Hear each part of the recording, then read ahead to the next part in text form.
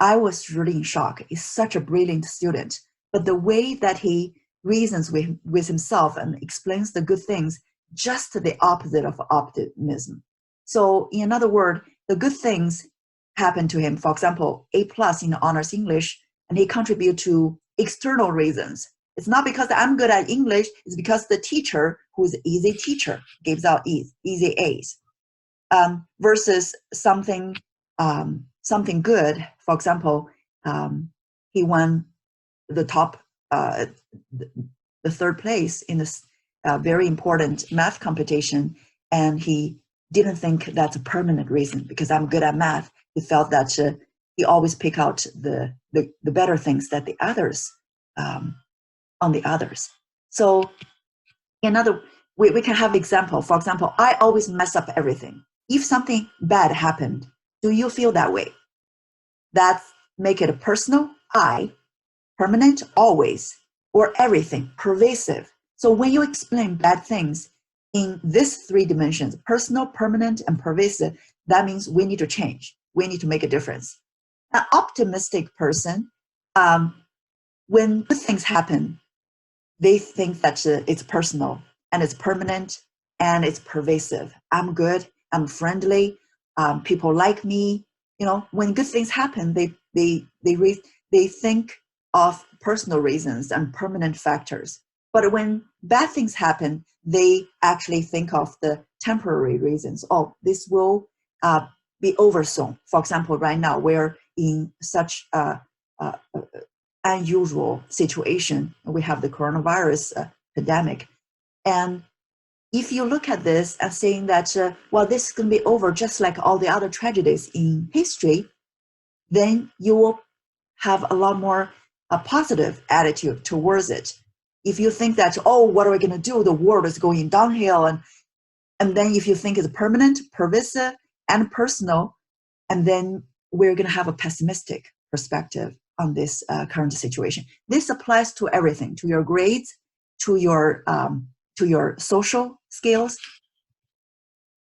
So if you figure out, oh my gosh, that speaks to me, I actually interpret the negative events in that negative light, how to improve that. That's today's theme, the ABCDE model. A stands for adversity, things that we did not want. Normally, we look at A, and then we directly go to C. We think that A causes C. C is our emotional reactions. For example, we got a B- in the algebra unit test in 8th grade. So, and then we feel so worried and so fearful, and we feel so down, and how could I do this? And so we think that A, the B- in the algebra test, led to the emotional reaction right away. But we often forgot the B, belief. How do you look at it? That actually, the B, the invisible B, leads to that emotional reaction. Because every single emotional reaction or behavior reaction is not caused by that, what happened. It's caused by what you think happened. So that's the B. And this B can be skewered irrationally by our past experience, just like the dog. The dog experienced uncontrollable shock. That's why he, even in the situation he can easily get over, he refused. He just lie there and whining and give up even trying. So that B is based on our past experience. So for example, if a student in the past also got B or even worse grades, and then the interpretation or experience was, oh, I'm going to take a look at this chapter. I didn't do well in this chapter. I'm going to say what happened. I didn't study well, or I didn't sleep well the night before, or this whole chapter I had a lot of questions. I just never took my time to ask the teacher. So I didn't study this chapter well. So if that was the past experience, then the current belief would be the same. The current belief is I can control this. Yes, I got a B-, but I know exactly what I missed. I'm going to ask my teacher, go to his office hour and get this strict. I'm going to go on Khan Academy and just to restudy this concept, and then ask my teacher. You know, some teacher, junior high, even gave you a chance to retake the test, but not in high school. But those are the kind of things, and then leads to a completely different consequence, which means I would be calm. I would be sad, I would be sad, but I'm not going to be defeated. I'm going to go back and to my parents. I'm going to let them know, look, I didn't do well in this chapter, but I know exactly how to improve that. And then you would be calm. So what I just did is that disputation step. The disputation means you find other reasons to help yourself defeat or defend this B and tell yourself that's not true. So whatever bad that happened is not personal, is not permanent, it's not pervasive. Permanent means long-lasting. Pervasive means applies to everything. Just because I didn't do well in this chapter doesn't mean that I'm bad at math. No. Let's be specific. Go back to the last slide. So it's specific and it's external and it's temporary. So it's going to be over. Yeah. So just because I got B- on this test, it only refers to that chapter. I'm not bad at math. I just didn't get this concept right. So be specific, be specific, and see the temporariness of the bad situation will help us to energize and solve this problem more efficiently. So once you find data or evidence to show that, you know what, the previous chapter I did pretty well, or all the way in the past year, I did math pretty well, just this chapter. So once you find enough evidence to show yourself, that's just not me. I'm going to do something, make a difference. Then you'll feel E, that's energization. You'll feel energized. Give you an example. Doesn't matter how bad the situation is, something good always come out of that. For example, they did a study. Dr. Seligman and Dr. Peterson, those two founders of positive psychology, did a study on character strength before and after 9/11.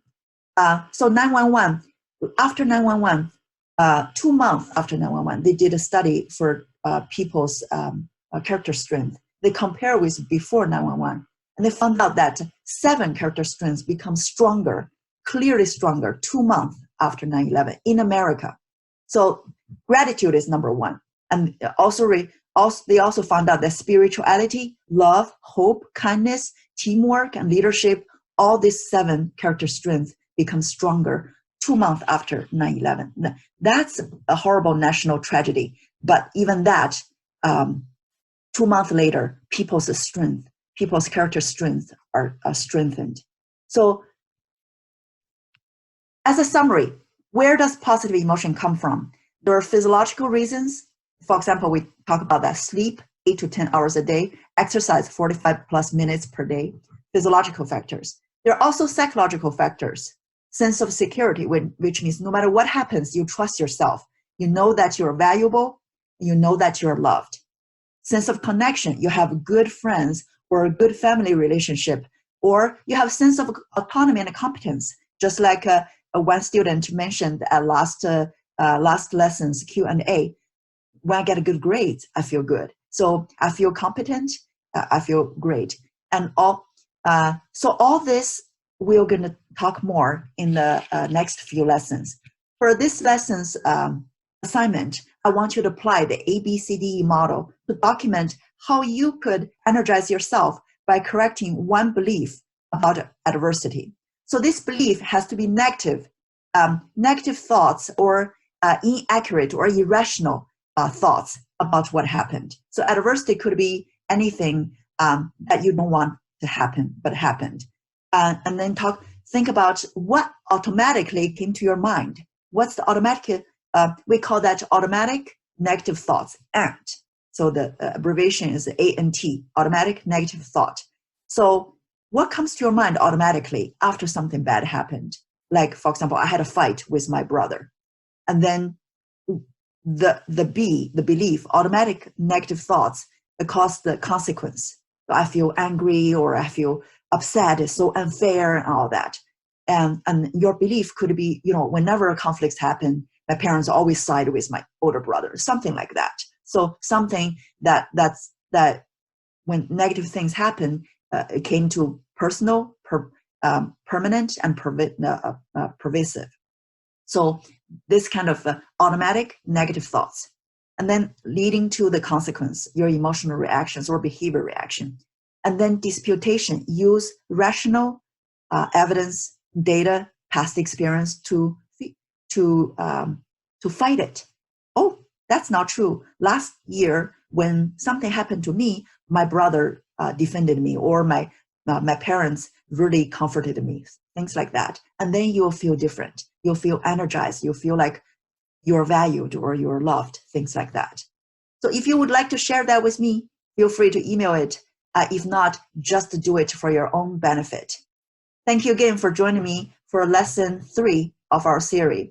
For those who are watching in front of YouTube, I'll say goodbye and see you tomorrow. For those of you who are on the Zoom, I will proceed to Q&A. I'll end the recording right now.